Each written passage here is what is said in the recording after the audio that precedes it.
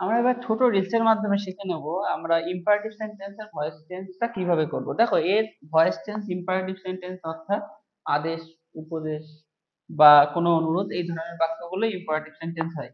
এখানে সাবজেক্ট থাকে না, সাবজেক্ট অ্যাকচুয়ালি ইউ থাকে, যেটা উজ্জ্ব থাকে, ভার্ব এবং অবজেক্ট থাকে। যেমন ভার্ব আর অবজেক্টটা মেনলি থাকে। এবার দেখো, এর অনেকগুলো নিয়ম আছে, তার মধ্যে অবজেক্ট থাকলে একরকম নিয়ম হয়, অবজেক্ট না থাকলে একটা নিয়ম হয়। অবজেক্ট থাকুক বা না থাকুক, এই প্লিজ থাকলে আবার একটা নিয়ম। আমরা আজকের এলসি শিখে নেবো প্লিজ বা কাইন্ডলি থাকলে কি হবে। দেখো, প্লিজ বা কাইন্ডলি যদি থাকে তারপর একটা ভার্ব অবজেক্ট থাকবে, যেমন প্লিজ হেল্প দ্য পুয়ার। এরকম যদি থাকে আমাদের এটা প্যাসিভ ভয়েসে কি করতে হবে, শুধু প্লিজের লেখাটা তুলে দিয়ে ইউ আর রিকোয়েস্টেড টু পুরোটাই বসবে। যেহেতু অনুরোধ করা হচ্ছে, ইউ আর রিকোয়েস্টেড টু বসার পরে এই প্লিজ বাদে বাকি যে অংশটা আছে হেল্প দ্য পুয়ার, লাস্টে যা আছে তাই, একদম যা আছে তাই বাংলা ভাষায় হেল্প দ্য পুয়ার বলবে। একদম সোজাভাবে শিখে নিলাম।